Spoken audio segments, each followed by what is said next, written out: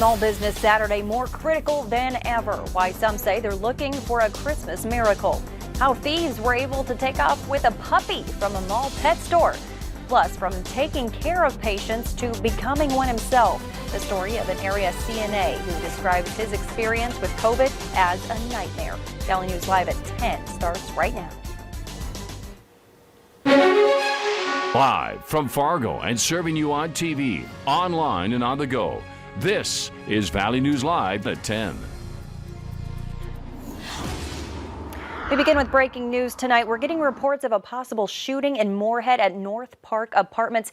Here's a live look for you. The call came in just before 9:30 tonight at 2409 4th Avenue North in Moorhead.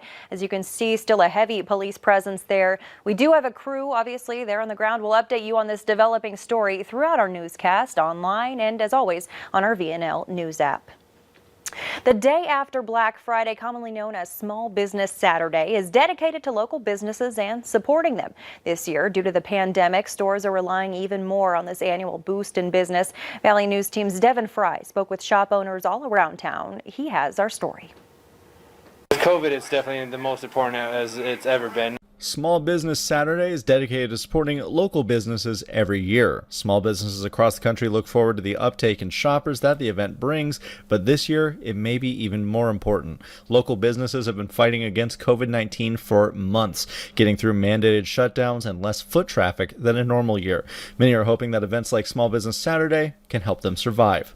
It has been, a rough going for the first, 9 months of the year so far. So we're really glad that we could get people out here and walk around and get to know we're here and come back. We're hoping that the place is going to be packed and, people just having conversations, remembering and just having a good time. So that's kind of what we're promoting, is a good time. Most local businesses are putting on sales events over the weekend in order to bring more customers in, all while balancing social distancing guidelines to keep those customers safe. We do all the things that we can with social distancing. We're masking up. We have sanitizing stations.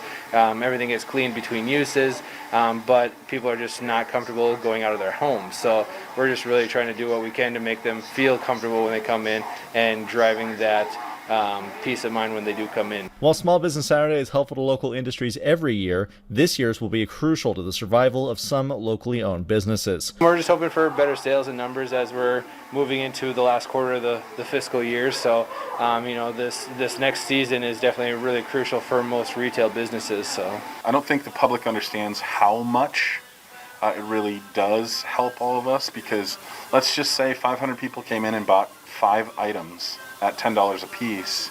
That could change Christmas. That could be the Christmas miracle we're waiting for.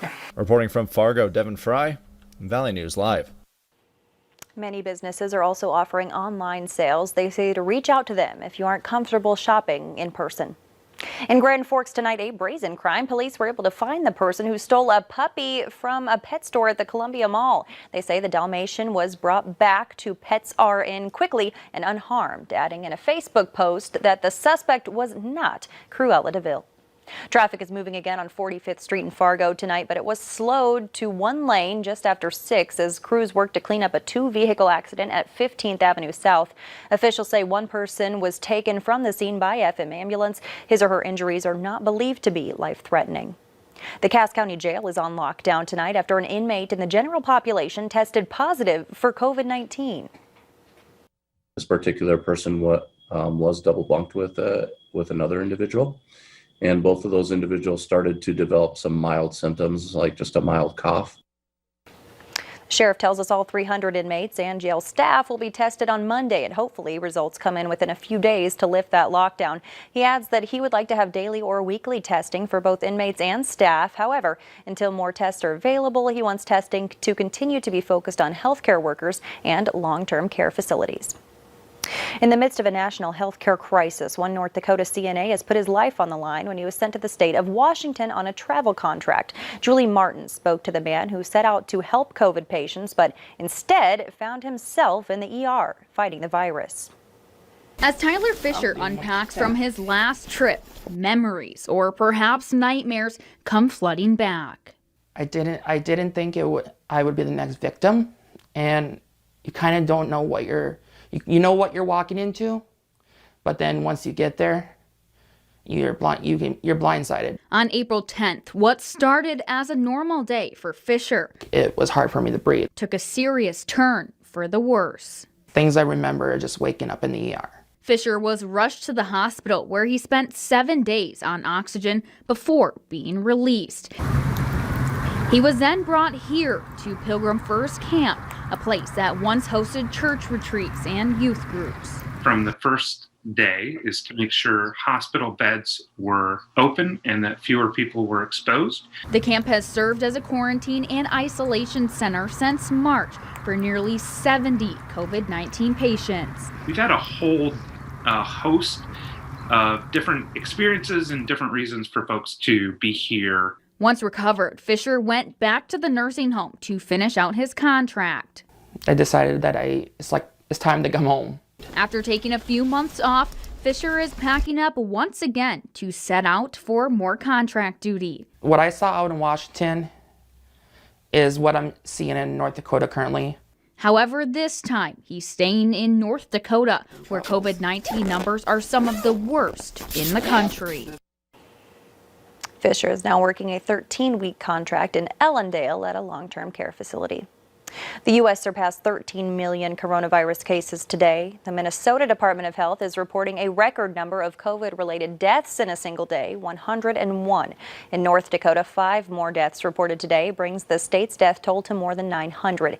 Areas across the nation are increasing stay-at-home orders. Tonight, health officials in L.A. announced a new order banning most public and private gatherings until December 20th. The exceptions, religious services and protests.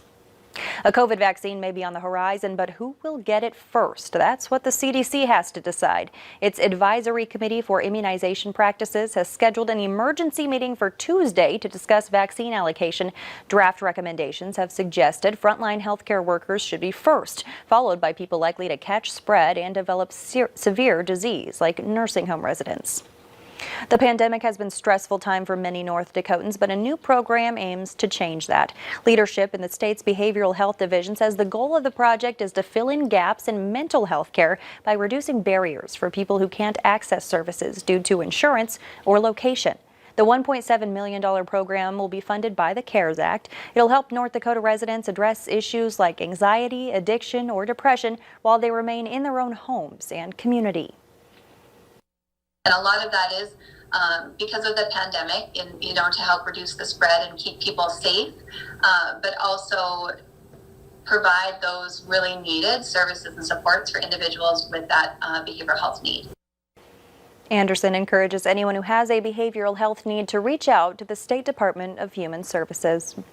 Before he leaves office, the Trump administration is rushing to make changes to acceptable forms of execution for federal inmates. Among those changes, including electrocution and firing squads as acceptable execution methods. Right now, 28 states allow federal and state executions. 9 of those states permit alternatives to lethal injection, like electrocution, firing squads, or hanging. It's likely the Biden administration would quickly reverse any new rules. He has already said he would like to abolish the federal death penalty. 2 statues in Minneapolis were vandalized over the Thanksgiving holiday. A statue of George Washington across from the Minneapolis Institute of Art was knocked over and splattered with paint. Another, called Pioneer Statue in northeast Minneapolis, was damaged. The Minneapolis Parks and Rec Board says they're working with the community to address and respond using a racial equity lens to determine their next steps. A Fargo man will serve as the new Vice Chancellor of Strategy and Strategic Engagement for the North Dakota University System. Jerry Rostad has been serving as an assistant CIO for the university system. He's also on the Fargo Park Board and recently retired after nearly 3 decades in the Navy Reserve. North Dakota generally gets high marks by the Reason Foundation for its roads. For example, it says we have the most cost-effective roads in the country. We're about in the middle for fatalities and better than most on the safety of our bridges, but the Department of Transportation still says it wants to focus on improvement. Both state and local bridges, our county structures, city structures, we got some work that we need to get done there yet, and to try to improve those bridges to carry heavier loads and be in a better shape. Of all 50 states, North Dakota also has the 3rd lowest rate of traffic congestion. Still ahead tonight, shopping scams on the rise, how to make sure the product you buy online or on social media actually arrives. But first, if you need something else to be grateful for as we wrap up this Thanksgiving week, stay tuned for Nathan's forecast. We're seeing a lot of sunshine in the 7-day.